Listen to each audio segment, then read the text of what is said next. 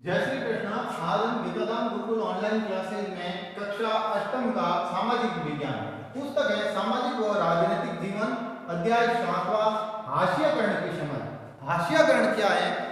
हास्यकरण का अर्थ होता है किसी समुदाय विशेष, जाति विशेष या कोई वर्ग विशेष को समाज के निचले हिस्से में धकेल देना या समाज से अलग कर देना या उसकी अपनी एक बंदी बंधाई प्रवृत्तियां होती हैं जिसे हास्यकरण कहते हैं। तो सबसे पहले तो सामाजिक रूप से हास्य पर होने का अर्थ या मतलब क्या है? अर्थ क्या है? तो पहला है, जब खाली जगह, हाशिए का तो हमने भी देखा ही होगा, जो हमारे लिखने की कॉपी या पन्ना है उसमें हम एक चीज अलग रखते हैं, ये खाली छोड़ते हैं, या जो कागज का कोरा पन्ना होता है उस पर एक लाइन करते हैं, खाली छोड़ते हैं, वो हाशिया करना होता है। तो कुछ ऐसा ही समाज में होता है। हाशिए का अर्थ होता है कि जिसे किनारे या हाशिए पर धकेल दिया गया हो। क्या होगा? जिसे किनारे पर धकेल दिया गया हो। क्या कर दिया गया हो? धकेल दिया गया हो। धकेल दिया गया हो, जिसे किनारे पर धकेल दिया गया हो।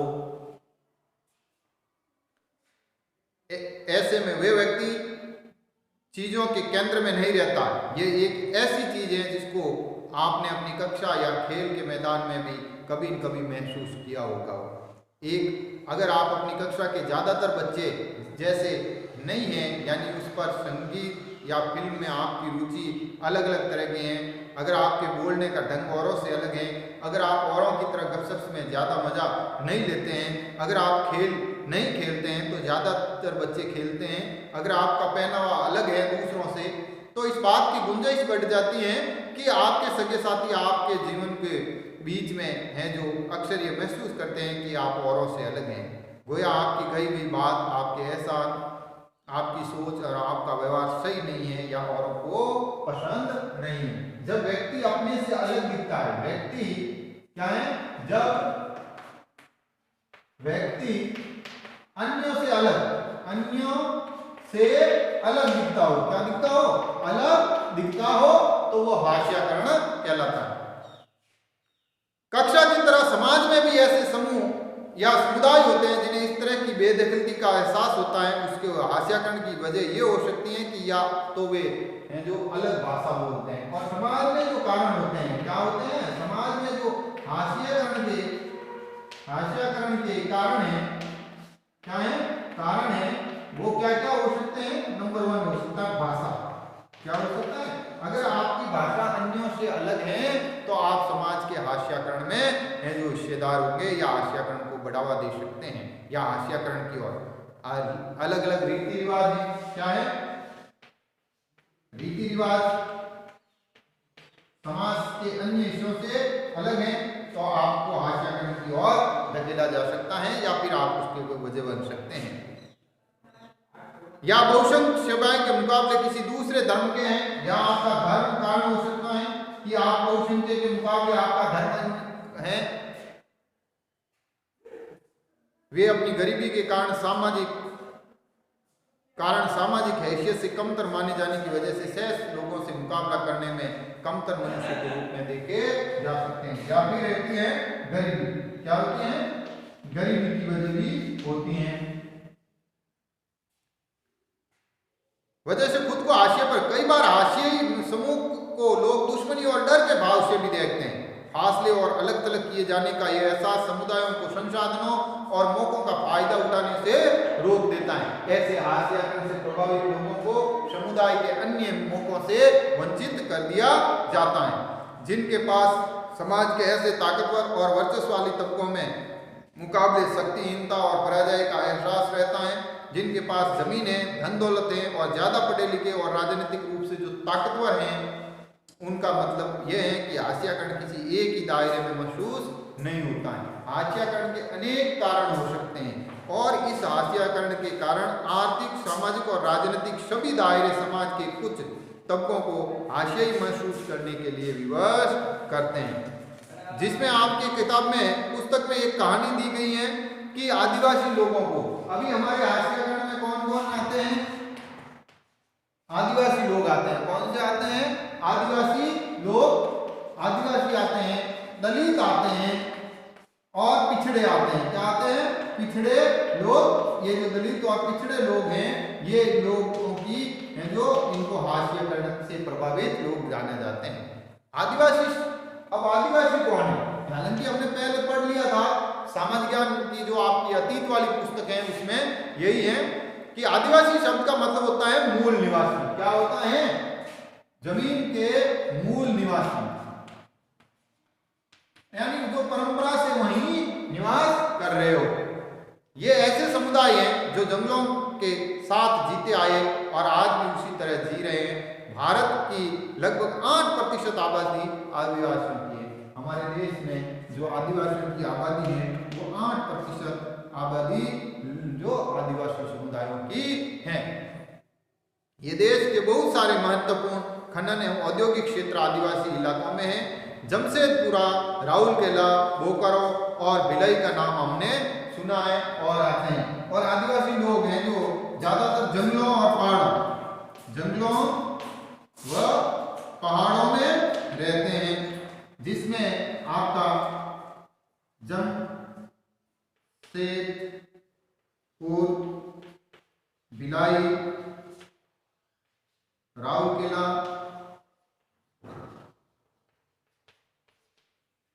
और भी कई हैं जो बोकारो, ये आदिवासी समुदाय होने के साथ साथ ये जगह हैं जो हमारी आर्थिक है जो रूप से भी है। आदिवासियों की सारी आबादी एक जैसी नहीं होती है। भारत में 500 से ज्यादा तरह के आदिवासी समूह हैं। कितने हैं? जो 8% ज्यादा आबादी है आदिवासियों की, ये लगभग 500 से ज्यादा समूह हैं। ज्यादा समूहों में अलग अलग तौर तरीकों से हैं जो आदिवासी समूहों में रहते हैं।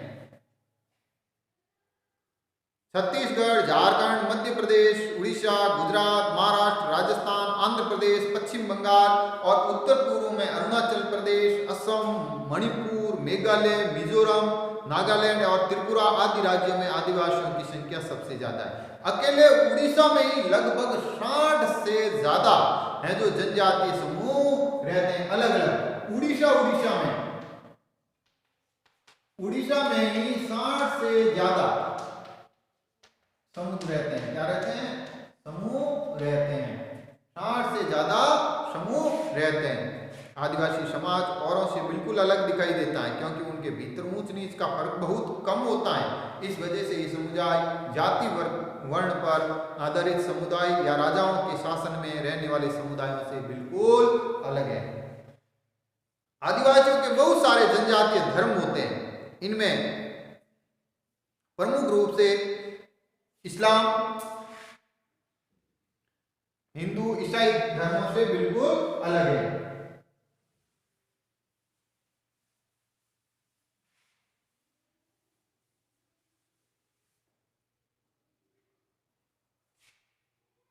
आदिवासियों के धर्म भी हैं। क्या है? धर्म भी हैं और ये सामान्य धर्मों से अलग है। क्या है? सामान्य धर्मों से अलग है। क्या है? सामान्य धर्मों से अलग है। वे अक्सर अपने पुरखों की गांव और प्रकृति की उपासना करते हैं और ये ज्यादातर गांवों या अपने पुरखों, पूर्वजों या प्रकृति की उपासना करते हैं, जिनसे इनका जीवन चलता है। प्रकृति से जुड़ी आत्माओं में पर्वत, नदी, पशु आदि की आत्माएं हैं। ये विभिन्न स्थानों से जुड़ी होती हैं और इनका वही निवास माना जाता है। ग्राम आत्माओं की अक्सर गांव की सीमा के भीतर निर्धारित पवित्र लता कुंजों में पूजा की जाती है, जबकि पुरखों की उपासना घर में की जाती है। अब इनकी है ये पुरखों की पूजा तो है जो करते हैं घर में, और गांव की पूजा, गांव की पूजा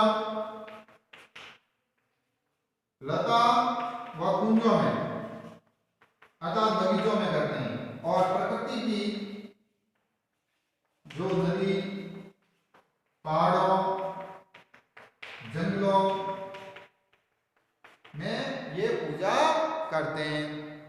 आदिवासियों के आसपास के बौद्ध और ईसाई धर्मों का शाक्त और वैष्णव आदि पंथों से भी ये प्रभावित हुए, अर्थात हमारे जो सामान्य धर्म है और चाहे किसी भी प्रकार के हैं, वैष्णव हैं, शैव हैं, बौद्ध हैं और ईसाई धर्म है, इनसे भी इनका कई बार प्रभाव इन पर पड़ता है। लेकिन ये सच है कि आदिवासियों के धर्मों के आसपास के साम्राज्यों में प्रचलित प्रभुत्वशाली धर्मों का भी असर पड़ा है। उड़ीसा का जगन्नाथ पंथ और बंगाल व असम की शक्ति और तांत्रिक परंपराएं इसका उदाहरण है। उड़ीसा में जगन्नाथ भगवान का जो प्रभाव है वो आदिवासी भी मानते हैं, और बंगाल में जो तांत्रिक क्रियाएं, जो बंगाली जादू है, वो भी इन पर प्रभाव है।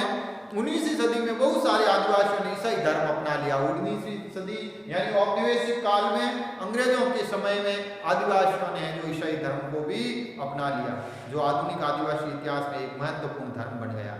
आदिवासियों की अपनी भाषाएं रही, उनमें से ज़्यादातर भाषाओं में बांग्ला जैसी मुख्य धारा की भारतीय भाषाओं को गहरे तरह पर प्रभावित किया।